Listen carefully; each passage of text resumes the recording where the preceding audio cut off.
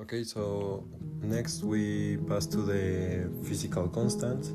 Then in H bar, the reduced Planck constant is in joule seconds. The Q elementary charge, I used to convert joules to electron volts. In M0, the free electron mass in kilograms, and in the HC, this one, the product HC in electron volt nanometers to convert wavelength to photon energy. Then we pass to the target energies from lambda. Then photon energy is 1239.84 divided by wavelength, and here it gives 1.907 electron volts. And for the EE1 target, the design relation photon energy equals band gap plus electron and heavy hole confinement. I approximate the EHH1 as 15% of EE1, so the target electron level is E lambda minus EG, all that divided by 1.15. This function, that is the helper one, this function handle returns the ground state electron confinement energy, the EE1, in electron volts for any well width in A in nanometers by calling my local finite difference solver. The objective of this function is the mismatch between compute EE1 and the target. I want this to be 0. Here I search wells from 0.6 to 30 nanometers to be safe, and in algorithm I create 600 samples with this in that interval, and in vals I evaluate this mismatch across the grid to look for a sign change. In EDX, we locate the first adjacent pair where the sign flips.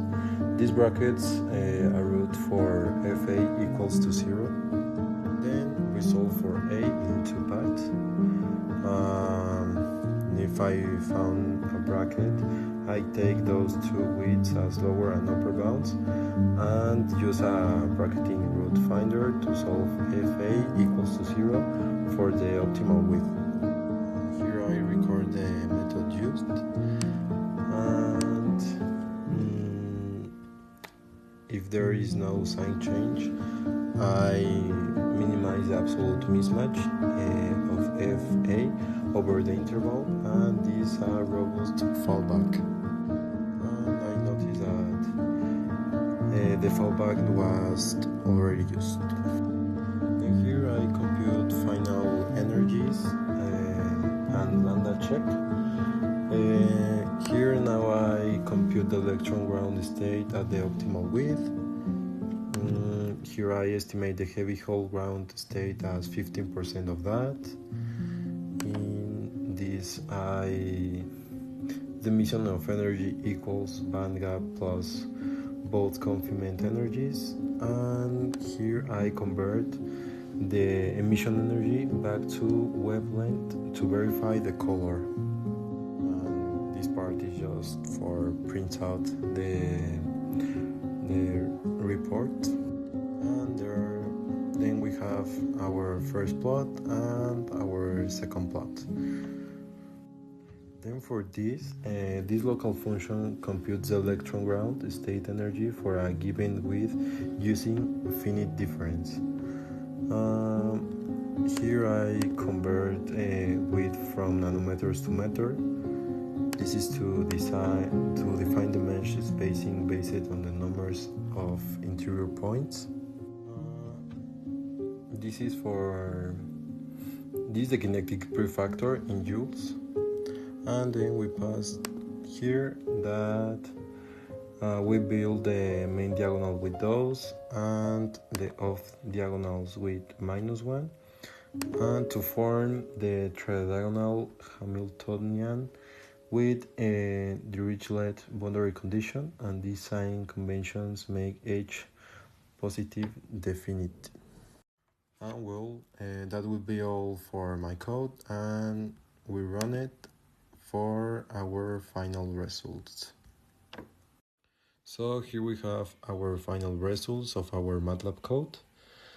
The search method bracket f0 with end equals 400 integer point. The optimal wall width star equals 3.654 nanometers. The electron ground state EE1 equals 0.420 electron volts. The heavy whole ground state EHH1 equals 1.063 electron volts, which is 15% of EE1. And the mission energy is 1.907 electron volts. The wavelength check lambda is approximately 650.0 nanometers, which meets the 650 nanometers target. And these values confirm the design meets the color specification. Okay, here in our first plot is our plot of EE1 versus A, and this curve shows the inverse square trend, and thinner walls give higher confinement energy. Our optimal width sits where EE1A hits 0.420. And in our second plot, we have our plot of lambda versus A, that converting energies back to wavelength. The horizontal line at 650 intersects the curve near a 3.65 nanometers, matching the compute optimum. Then we pass to the discussion. Okay, because these small geometry errors move the wavelength, I recommend a plus minus 0.1 nanometers fabrication tolerance around 3.65 nanometers. Okay, for the limitations, the infinite well model, finite GaAs dividing this well and excision binding slightly lower energies, but stayed within our tolerance. And finally, our conclusions. Well, in summary, translating a color spec into a dimensional spec, the GaAs quantum well width for 615 nanometers is A equal to 3.654 nanometers, with EE1 equals to 0.420 electrovolts, and EHH1 equals to 0.063 electron volts, verifying that lambda equals to 615 nanometers. This method is reusable for other wavelengths. And my conclusions are for F, the engine value models compute confinement levels accurately.